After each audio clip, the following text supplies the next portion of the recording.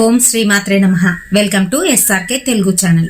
మరి ఈ రోజు మనము వారాహి అమ్మవారికి సంబంధించిన ఒక చక్కటి ముద్ర గురించి ఇంకా అలాగే మంత్రం గురించి తెలుసుకుంటూ ఈ మంత్రాన్ని ఏ విధంగా ఉపయోగిస్తూ ఈ ముద్రను వేస్తూ కూర్చోవాలి, ఏ సమయాల్లో వెయ్యాలి, ఇంకా అలాగే ఈ మంత్రము ముద్ర వేయడం వల్ల మనకి ఎటువంటి ప్రయోజనాలు కలుగుతాయి అనే దాని గురించి ఈ రోజు వీడియోలోనైతే చూడబోతున్నాం. కనుక వీడియోని ఎక్కడ కూడా స్కిప్ చేయకుండా చూడండి.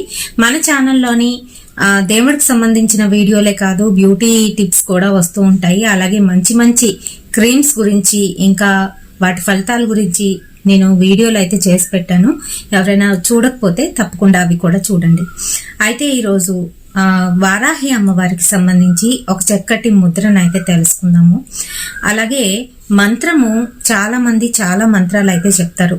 కొన్ని మంత్రాలు కొన్ని విషయాలకి ఉపయోగపడతాయి. అది ముందు మీరు గ్రహించుకోండి.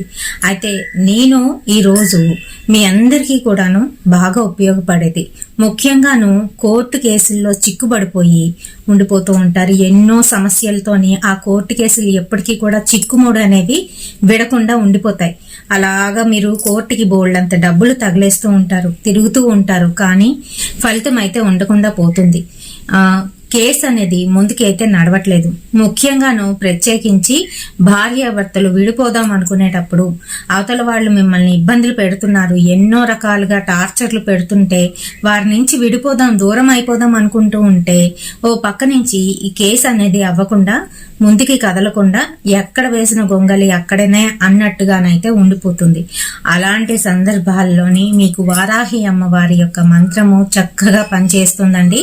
మరి ఈ వారాహి అమ్మవారి మంత్రము ఏ విధంగా ఉంటుంది, ముద్రని ఎలా వెయ్యాలి అనేది తెలుసుకుందాము.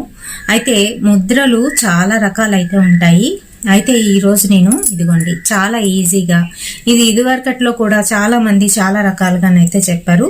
అయితే ఈ ముద్రలు వేసేటప్పుడు ముఖ్యమైన సమయాలు అయితే ఉన్నాయి. ఆ సమయాల్లో గనక చేసినట్లయితే మీకు మంచి ఫలితాలు అనేవి లభిస్తాయి. తెల్లవారుజామునే బ్రహ్మీ ముహూర్తంలోని మీరు చక్కగా స్నానం అది చేసేసుకొని శుచి అయ్యి తూర్పుకి అభిముఖంగా కూర్చొని ప్రతిరోజు ఎక్కడైతే కూర్చుంటున్నారో అక్కడే కూర్చొని ఈ ముద్రనైతే వేసుకొని నేను చెప్పబోయే మంత్రాన్ని 108 సార్లు అయితే జపించాలండి. ఖచ్చితంగా 108 సార్లు జపించవలసిందే. ఇంకా 21 రోజులు గాని లేదు అని అంటే మీకు ఎంతవరకు వీలైతే అంతవరకు జపించండి. చక్కగాను మీ కోర్టు కేసు ఏదైతే ఉంటుందో అది ముందుకు వెళ్తుంది. కేవలం మీ భార్యాభర్తలు విడిపోవడం అనే కాదు, ఇంక ఏ కేసులైనా కూడా అవతల వాళ్ళని పరాజయుల్ని చేసి మనం జయం పొందాలి అని అంటే ఖచ్చితంగా ఇలా చేయాల్సిందే.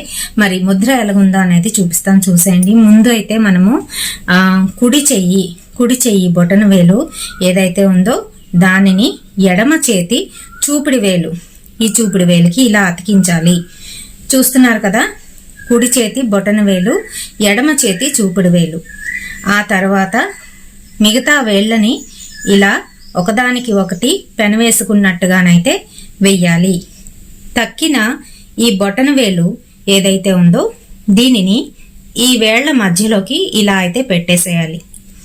పెట్టి వారాహి అమ్మవారి ముద్రని వేసుకొని మనము ధ్యానం చేస్తూ అమ్మవారి మంత్రాన్ని ధ్యానం చేస్తూ 108 సార్లు ఇలానే ఇదిగోండి కరెక్ట్ గాను మీ అనాహత చక్రానికి దగ్గరగా పెట్టుకొని, అంటే మీ ఛాతీకి దగ్గరగా పెట్టుకొని మీరు కళ్ళు మూసుకొని అమ్మవారిని తలుచుకుంటూ మీ కేసు ఏదైతే ఉందో అది ఖచ్చితంగా ముందుకి కదలాలి, మేము ఆ చిక్కుల్లో నుంచి బయటపడాలి అని మనస్ఫూర్తిగా కోరుకుంటూ మీరైతే జపించవలసి ఉంటుంది.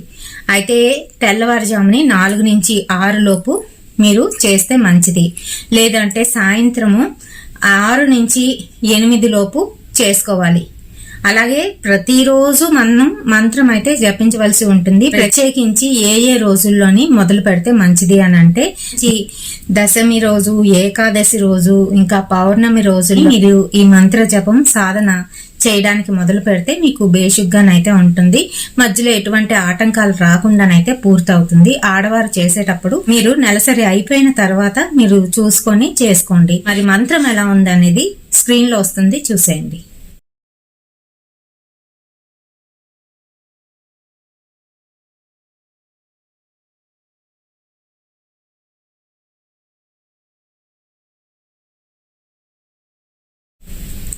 ఈ వీడియో మీ అందరికీ కూడా ఉపయోగపడుతుందని అనుకుంటున్నాను. వీడియో నచ్చినట్లయితే తప్పకుండా ఒక లైక్ వేసి షేర్ చేయండి మనలాంటి వాళ్ళకి.